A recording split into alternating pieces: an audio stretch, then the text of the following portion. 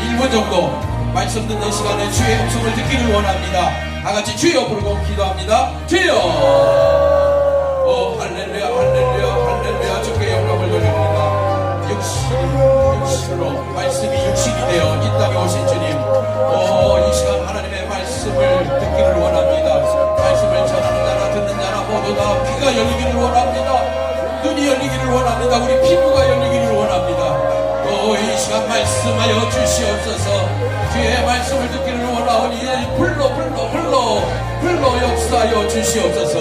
우리에게 주님 다시 한번 꼭 필요한 하나님의 음성을 들려 주시기를 간절히 바라고 원합니다. 말씀을 전하는 자나 듣는 자나 모두 다 주의 음성을 들어 하나님 앞에 순종하며 하나님의 나라를 이뤄나가는 귀한 사명자들 다 되게 도와 주시옵소서.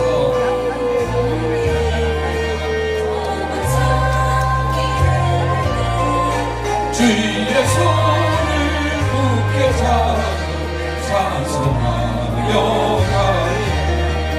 주님 다시 배울 날이 날로 다가와.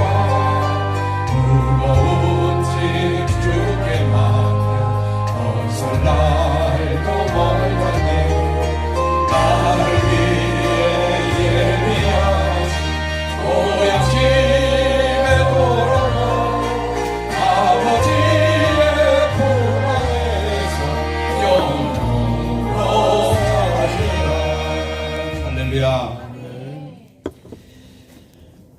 어떤 분이 그러시더라고요. 우리 삶 속에 아무 일도 일어나지 않고 그냥 밥도 먹고 잠도 잘 자고 아이들 하는 일 자기 몫을 잘 감당하면 최고 행복한 거라고. 그런데 이 세상에 돌아가는 모든 역사, 사람들 사는 걸 보면 우리를 포함해서 가시가 없는 인생이 없는 것 같습니다. 우리 어렸을 때 친구들하고 동네에서 놀다가 숲풀에 뛰어들어갈 때가 있어요. 그 숲풀에 뛰어들어갔다가 나오면은 온통 몸에 가시가 붙어 있어요. 그 가시 이름이 뭔지 아십니까? 도둑놈. 네. 잘하시네요. 도깨비 바늘 가시라고도 하고 도둑놈 가시라고도 하죠. 온통 그냥 머리부터 그냥 온몸에 탁탁탁 붙어갖고 한두 개도 아니죠. 그걸 뛸려면 얼마나 힘이 든지. 그런데도 또 재밌어서 또 이리저리 뛰어다 보면 어느새 와서 붙어있고. 우리 주님께서 요한복음 10장에 나보다 먼저 온 자는 다 절도요 강도니 도둑이 오는 것은 도둑질하고. 우리를 어떻게 한다고요? 죽이고 멸망시키는 거다. 아무리 도둑놈 그 도깨비 바늘가시를 띄려고 해도 또 와서 언젠가 와서 또 붙어있고요.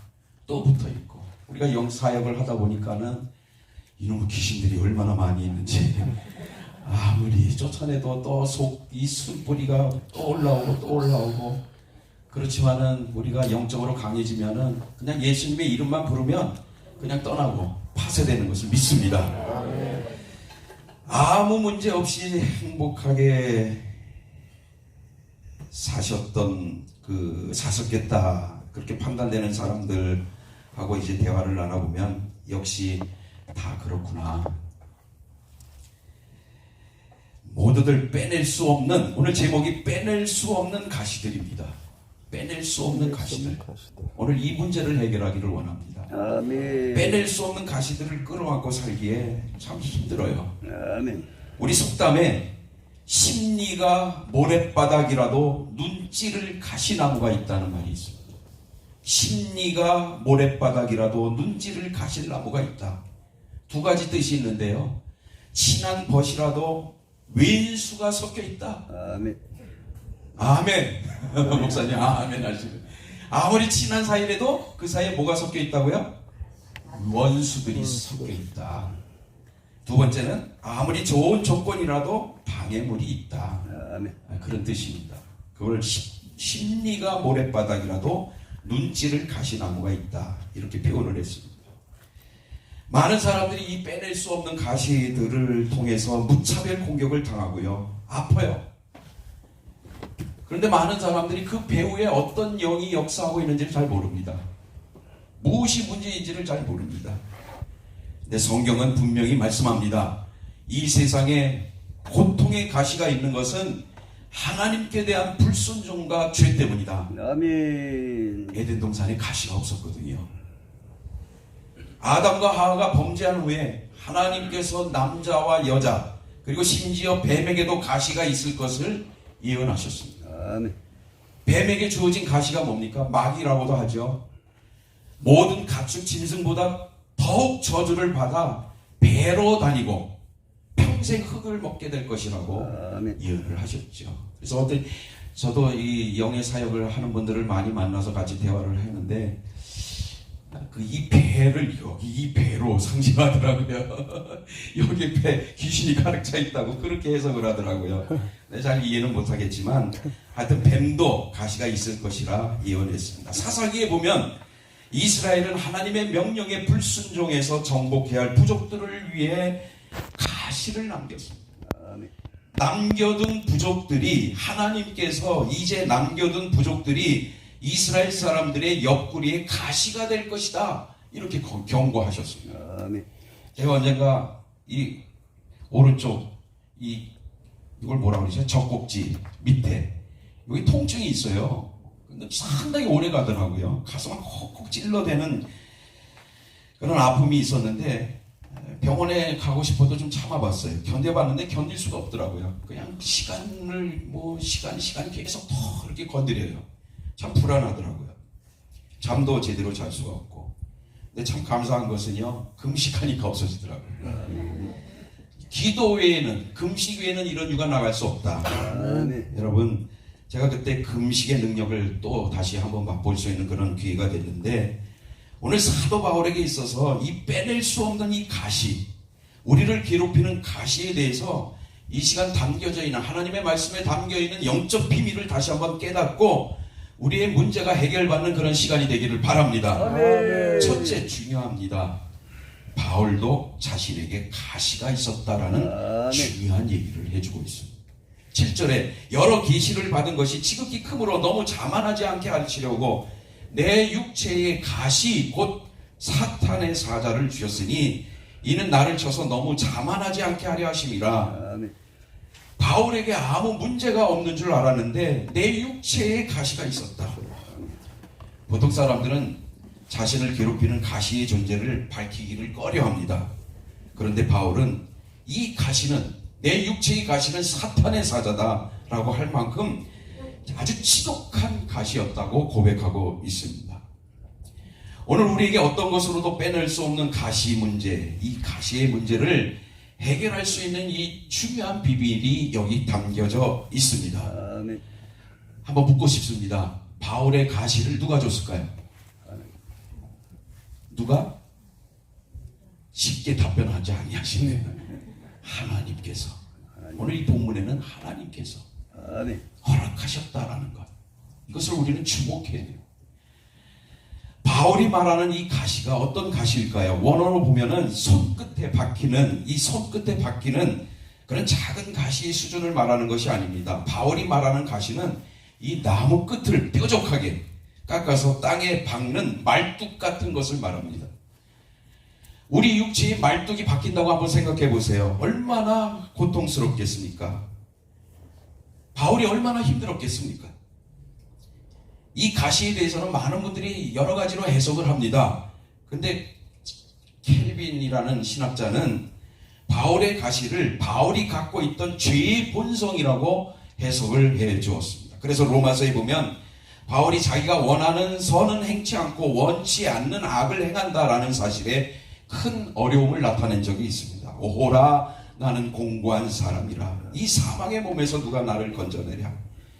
바울은 어떤 사람입니까? 그는 예수님을 만나기 전에 누구보다도 똑똑했고 앞서 나가던 성공지향적이고 명예를 쫓던 그런 사람이었습니다. 그런데 그가 예수님을 믿고 모든 것을 다 버리기 시작했습니다. 다 배설물처럼 여겼습니다. 모든 것을 다 버린 줄 알았는데 어느 순간에 주님의 일에 있어서 죄성이 자기에게 계속 드러나는 것을 보면서 힘들어했습니다. 우리가 아무리 열심히 신앙생활을 해도 우리 안에 계속 성령님이 주시는 열매 외에 또 다른 죄성이 솟아오를 때에 낙심이 됩니다. 아멘. 어느 때는 이거 내가 나를 감당하지 못하겠구나. 내 자신이 감당이 안 되는 존재구나. 한숨만 나옵니다.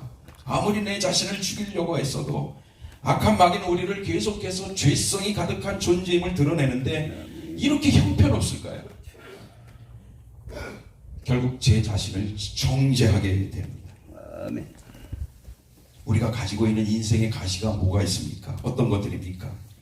첨단 의학으로도 고칠 수 없는 고질적인 질병이 가시문이 있습니다. 늘 항상 옆에 있어야 할 어떤 사람이 수시로 찔러대는 가시도 있고요. 쉽게 대개되지 않는 물질의 문제들, 예상대로 풀리지 않는 우리의 앞날 모든 진로, 계획들, 남에게 말 못할 부끄러운 가정사, 혼자만 알고 있는 성품의 결함, 사람들의 고통은 다 비슷비슷합니다. 아멘.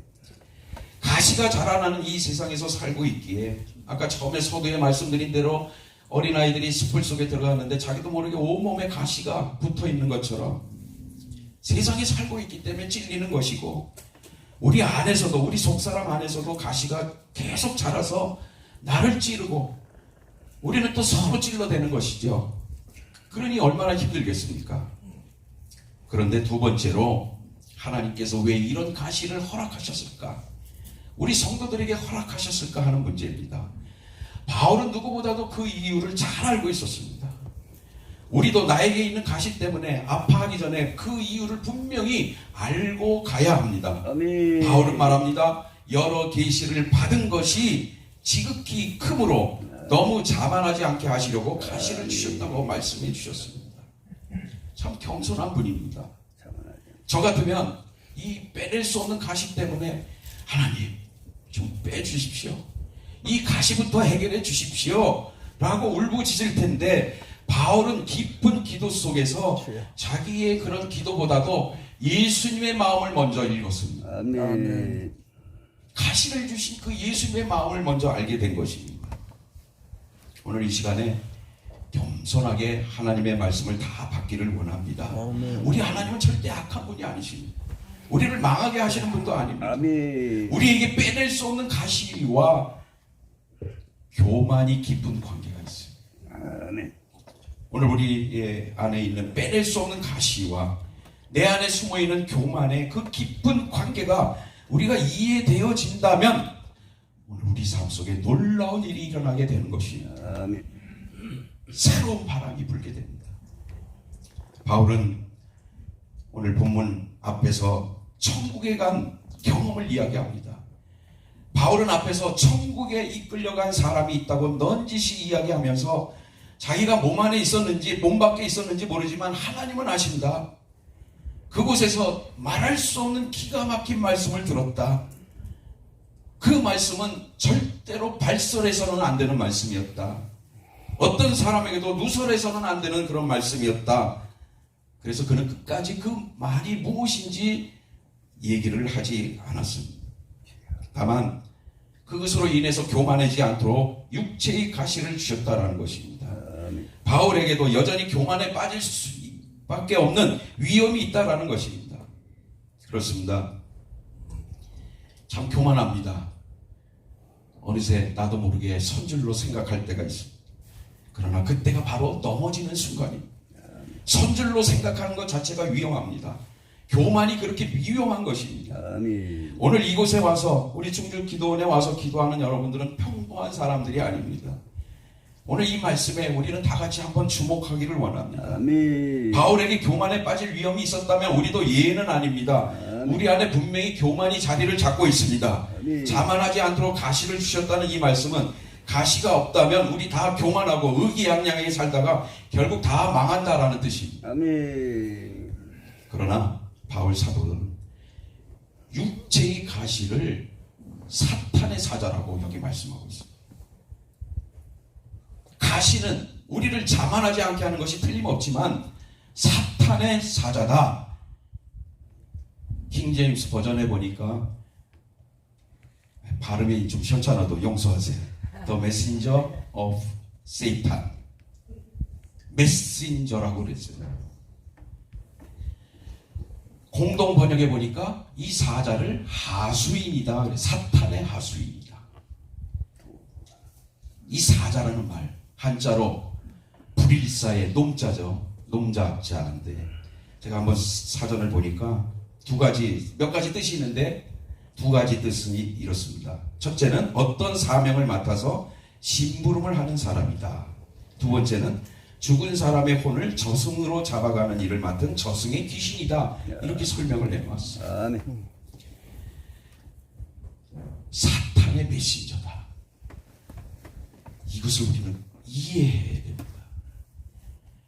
가시는 분명 우리 안팎에 있는 고난 약점입니다. 그러나 나쁜 것만 가시가 아닙니다.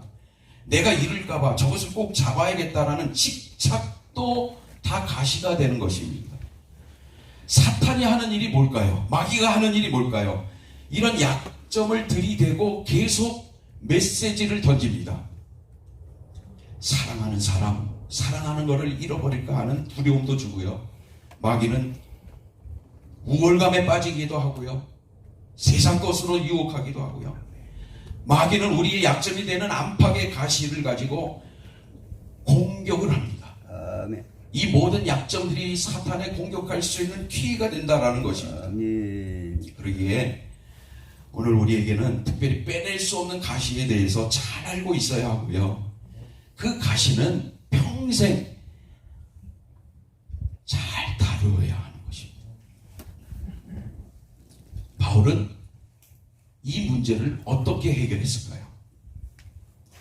8절에 보니까 이것이 내게서 떠나게 하시기 위하여 내가 세 번째 주께 간구하였다고 그랬습니다.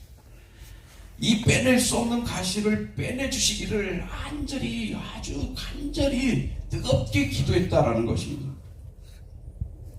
로버트 올리버라는 분이 이승만 신화디의 사람이라는 글을 썼는데 며칠 전에 조선일보가야 소개가 되어 있더라고요. 6.25 전쟁이 났을 때 이미 전쟁은 끝났다고 그랬습니다. 우리는 항복할 수밖에 없었어요. 결판이 난 전쟁이었거든요. 시작하자마자 우리는 항복해야만 됐었습니다. 그때 6.25 전쟁이 일어났을 때 이 대통령이 북한의 전면 침공 보고를 받고 그날이 바로 6.25 10시였다고 합니다. 그분이 참 그 순간에 지도자니까 여러 가지 생각했겠죠. 우리나라 군대에 가장 필요한 것이 무엇일까? 전투기다 라는 것을 깨닫고 메가더에게 전화를 걸었는데 그때가 새벽 3시였대요. 부관이 원수가 주무시고 계시기 때문에 전화를 바꿔줄 수 없습니다.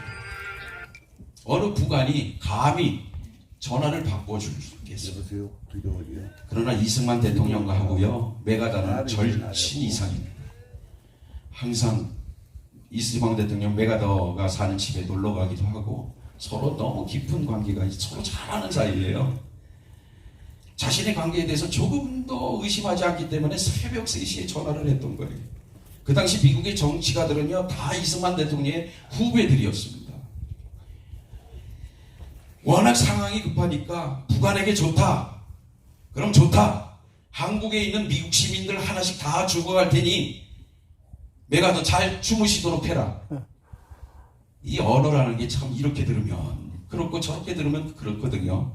한국에 있는 미국 시민들 하나씩 죽어갈 테니까. 근데 그 말이 제가 생각할 때는 이 대통령께서 그런 의도로 얘기한 것 같지는 않아요. 그런데 북한이 듣기로는 미국 시민 하나씩 처형하겠다라는 뜻으로 들렸대요. 근데 옆에 있던 부인 프란체스카도 일기를 썼는데 그때 남편의 전화 얘기를 듣고 너무 놀라 수화기를 가로막았다라고 기록되어 있습니다. 그러니까 협박조는 분명히 협박하는 것이죠.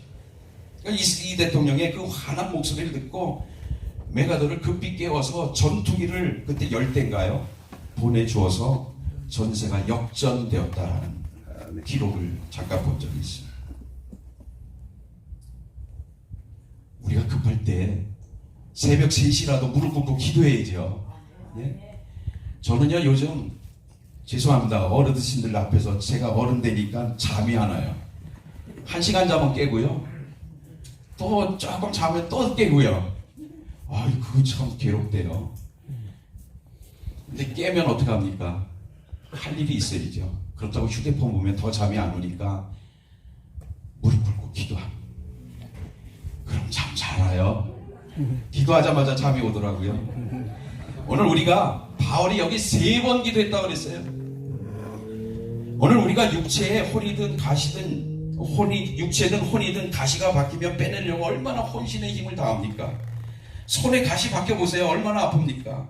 눈도 나쁜데 함부로 빼냈다가 더 깊이 들어가고요. 조심스럽게 다뤄야죠. 어떤 분이 그러더라고요. 가시를 빼낼 수 있는 도구가 없을 때 함부로 손으로 만지지 말고 당신이 갖고 있는 카드를 가지고 이용하라고 그러더라고요. 방법이 있거든요. 사도 바울은 빼낼 수 없는 가시가 있을 때 그거를 해결할 수 있는 영적인 비밀을 알았습니다. 그 가시가 먼저 하나님께로부터 왔다라는 것을 알았습니다. 그렇습니다. 우리는 마귀를 생각하기 전에 바울이 가르쳐준 대로 하나님을 먼저 깊이 생각할 수 있기를 원합니다. 아멘. 왜? 우리 삶에 일어나는 모든 일들은 하나님의 허락 없이는 일어나는 일이 없어요. 아멘. 하나님과 무관한 일이 하나도 없습니다. 아멘. 그러니 우리는 모든 문제를 먼저 하나님 앞에 가져가 기도함으로 의논해야 되는 것입니다. 아멘. 여기 마귀와 상담하는 자 없죠? 무당들이나 귀신들을 지시 따르는 것이죠. 근데 우리는 하나님과 먼저 의논을 해야 됩니다. 아멘. 사울을 보세요. 망했다 생각이 들 때 하나님을 찾아야 할 하나님의 자녀가 무당 찾아가서 자신의 미래를 묻지 않았습니까? 결국은 그에게 비참한 결말이 기다리고 있었습니다. 바울 사도는 고통을 주시는 그 기도에 대해서 기도했고요. 성경을 읽어보면 그가 쓴 모든 말씀들을 보면 그때그때마다 방문하는 교회들마다 끊임없이 성도들에게 충고 기도를 요청했습니다. 그리고 그 기도를 응답하셨다고 기뻐하였다라고 기록하고 있습니다. 오늘 우리 인생을 되돌아보면 힘든 시기가 있습니다. 그러나 저와 여러분들이 지금까지 얼마나 많은 기도를 하고 응답을 받았습니까? 그 응답의 기도 때문에, 기도 응답 때문에 오늘 이 자리에 이렇게 건강하게 설 수 있는 것이 아닙니까? 아비가 자식을 불쌍히 여기듯이 하나님은 가시가 파고드는 고통으로 괴로워하는 성도들을 불쌍히 여기시고요. 자식이 애처로울 때 어느 부모가 손을 내밀지 않습니까? 야, 이제 됐다. 내가 이제 도와줘야겠다 싶으면 하나님께서는 즉각 움직이시는 분이십니다. 그렇기에 빼낼 수 없는 가시 때문에 괴로울 때, 내 힘으로 빼낼 수 없는 가시로 인해 기도할 때 꼭 잊지 말아야 될 것은 하나님의 응답을 기대하십시오.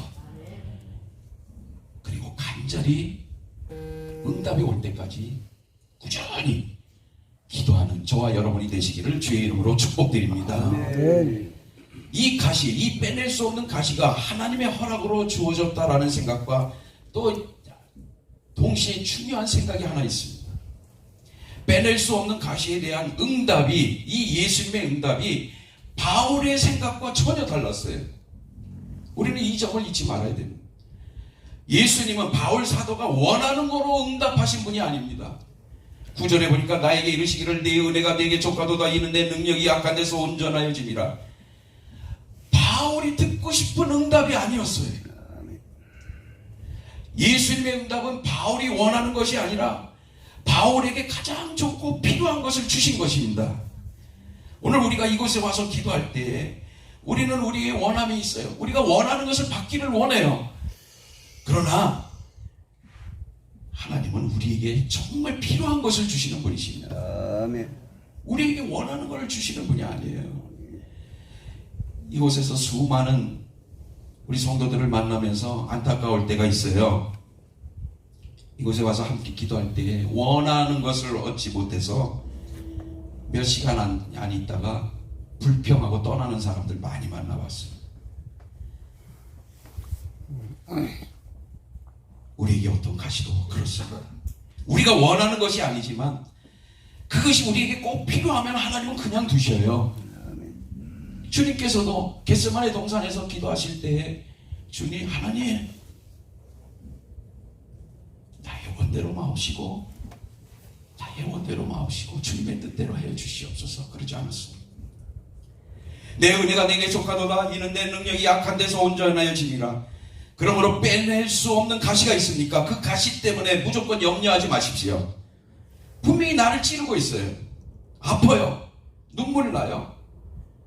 그러나 그 시간에도 하나님, 살아계신 하나님은 우리에게 부족함 없이 족할 만큼 많은 것들로 부어주고 계시다라는 사실을 아멘. 믿으시기를 바랍니다. 아멘. 그래서 부족한 부분을 보지 마세요. 아멘. 빼낼 수 없는 가시가 저도 있어요. 이 빼낼 수 없는 가시 때문에 자만하는 그 마음이 약해졌을 때부터 시작해서 하나님의 능력이 동서남북 사방팔방으로 역사하기 시작하십니다. 아멘. 그래서 이 사실을 한 바울이 여기 말씀해 보면은 내가 크게 기뻐함으로 나의 여러 약한 것들에 대해 자랑하겠다라고 그랬어요.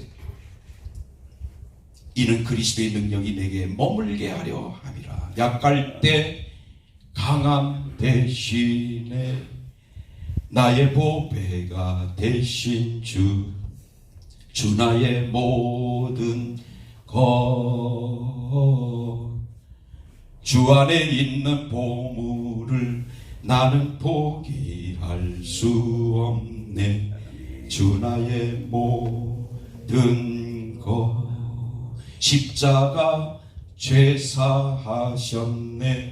주님의 이름 찬양해. 주 나의 모든 것 쓰러진 나를 세우고 나의 빈잔을 채우시는 하나님, 나의 빈잔을 채우네. 믿으시면 아멘 합시다. 아멘. 나의 빈잔을 채우네. 주 나의 모든 것. 예수 어린 양 존귀한 이름, 예수 어린 양 존귀한 이름. 아멘. 사도 바울은 예수님의 능력이 약한 곳에 머물러 있다라는 것을 터득했다라는 것입니다. 오늘 이곳에 와서 우리가 영성 훈련을 받으면서 얼마나 정말 감사하게 터득하는, 지금까지 몰랐던 것들을 새롭게 터득하는 그런 선물들을 얼마나 많이 받으셨습니까? 사도 바울은 능력이 약한 곳에 머물러 있다라는 것을, 예수님의 능력이 약한 곳에 머물러 있다라는 것을 터득했습니다. 머물더라는 말은 출애굽기에서 성막이 세워진 뒤 하나님의 임재가 이스라엘 진영 중에 머물렀을 때 사용하던 단어입니다. 우리가 약해야지만 하나님의 능력이 우리 위에 장막을 지고 머물러 계신다라는 것입니다. 아멘. 빼낼 수 없는 가시 때문에 고통스럽습니까? 받아들이고 싶지 않죠. 그런데 예수님 안에 있다면 오히려 약한 게 좋습니다. 아멘. 10절에 그리스도를 위하여 약한 것들과 능력과 궁핍과 박해와 공고를 기뻐한다고 그랬어요. 아멘. 여러분 같으면 기뻐하겠습니까? 약한 것들과 능력과 궁핍과 박해와 공고를 기뻐하노니 이는 내가 약한 그때의 강함이라.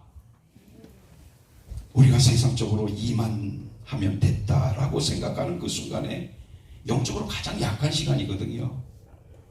그러나 내가 약하기 때문에 기도하는 것이고요, 기도하면서 예수님의 능력을 힘으면 그리스도만큼 강한 사람이 되는 것을 믿으시기를 바랍니다. 이 비밀을 오늘 기도 가운데 깨닫기를 원합니다. 고통의 가시를 품고도, 빼낼 수 없는 가시를 품고도 바울은 기뻐했습니다.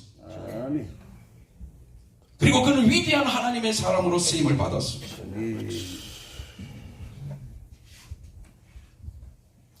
기도로 이기기를 원합니다. 아멘. 빼낼 수 없는 가시가 있다면 기도로 이길 수 있기를 원합니다. 그리고 각자에게 주어진 사명, 이 증인의 사명을 잘 감당하는 저와 여러분이 되시기를 주의 이름으로 축원드립니다. 아멘. 축원드립니다. 아멘. 다시 한번 301장 지금까지 지내온 것 찬양하면서 우리 한번 열심히 기도하기를 원합니다. 지금까지 지내온 것, 지금까지 지내온 것, 주의 그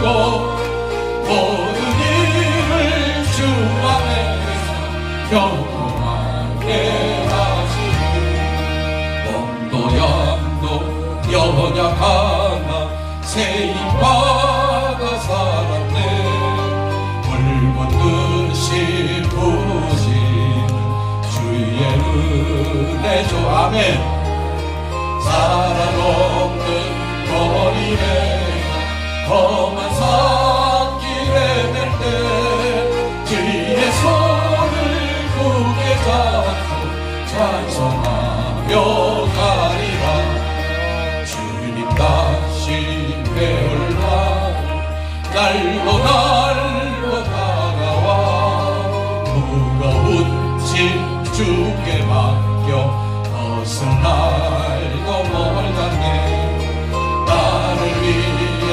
예비하신 고향 집에 돌아가 아버지의 품 이 시간 다같이 주여 세 번 부르고 말씀 붙잡고 기도합니다 주여